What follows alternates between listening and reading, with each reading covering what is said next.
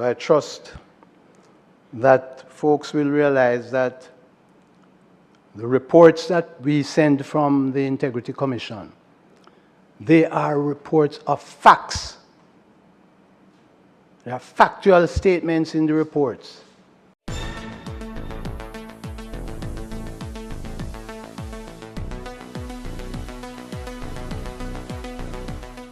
Bless up my people. Welcome back to the channel. Welcome back to another video, my people.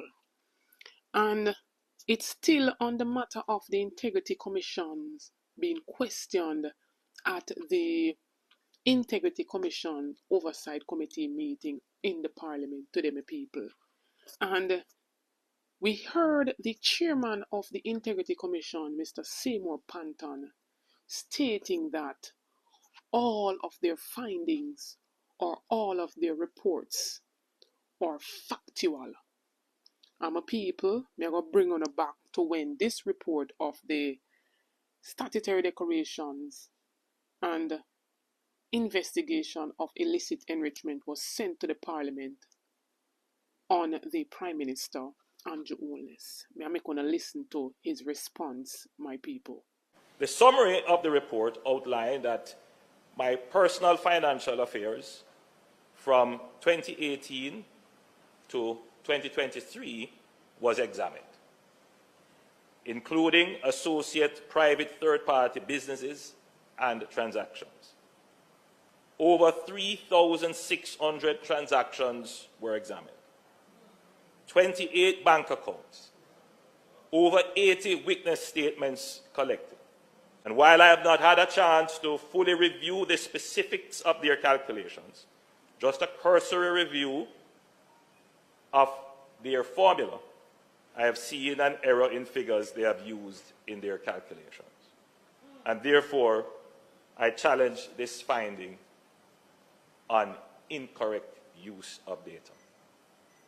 So I trust that folks will realize that the reports that we send from the Integrity Commission, they are reports of facts. There are factual statements in the reports. Of course, there are recommendations attached to the reports which the law allows. The law says that the Director of Investigation may make recommendations. The recommendations that are made, the Parliament need not follow them. In fact, the Parliament in Jamaica has a history of recommendations being made by people who make reports, Commission of Inquiry, and the recommendations are ignored. So we understand that, and we should not really have a situation where we are being pilloried for doing what the legislation allows. I'm a people, according to the Integrity Commissioners, this is the very same Prime Minister who was basically praising and applauding the Integrity Commission from 2020 all the way through to 2023. Hear this. The commissioners have noted over the past couple of years that remarks have been made that the Commission is partisan and that the Commission, that there is malice in its operations. I'd just like to point out that the persons who made those statements know that it is not true.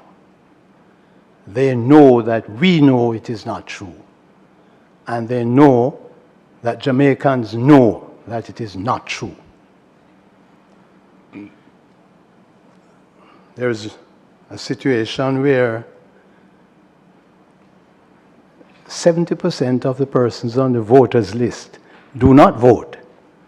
And it is startling that it could be suggested that the 5 commissioners happen to be partisan. So we reject that. In terms of our performance over the years, we have on record from no one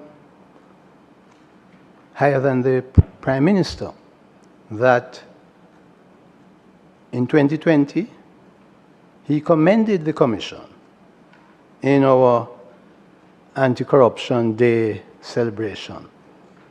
He said, under the leadership of Chairman, the Honorable Mr. Justice Seymour Panton, the Commission continues to distinguish itself, operating without fear or favor in pursuit of a just and corruption-free society.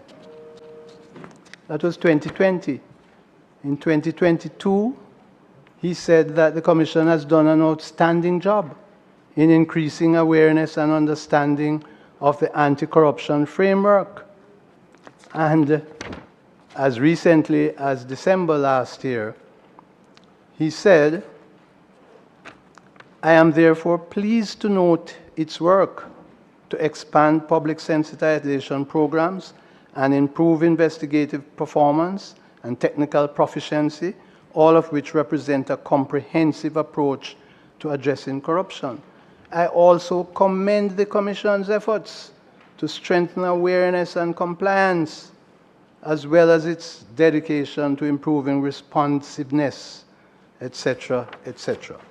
And might I add, my people, that even in 2019, when the PNP President Phillips threatened to go to court with the IC for them to make public Andrew Holness's statutory declaration, Andrew Holness stepped in and he quoted, according to the Gleaner, that we have noticed a very disturbing trend that the opposition wants to place the Integrity Commission under political pressure. And it is my view that this is contrary to how the legislation was crafted. He argued that if there are concerns about the operations of the Integrity Commission, they should be brought to the Commission of Parliament that has responsibility for such matter.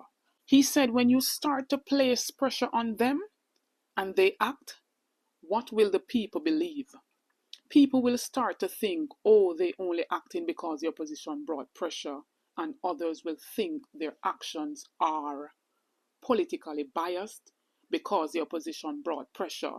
It's a dangerous road on which we are treading.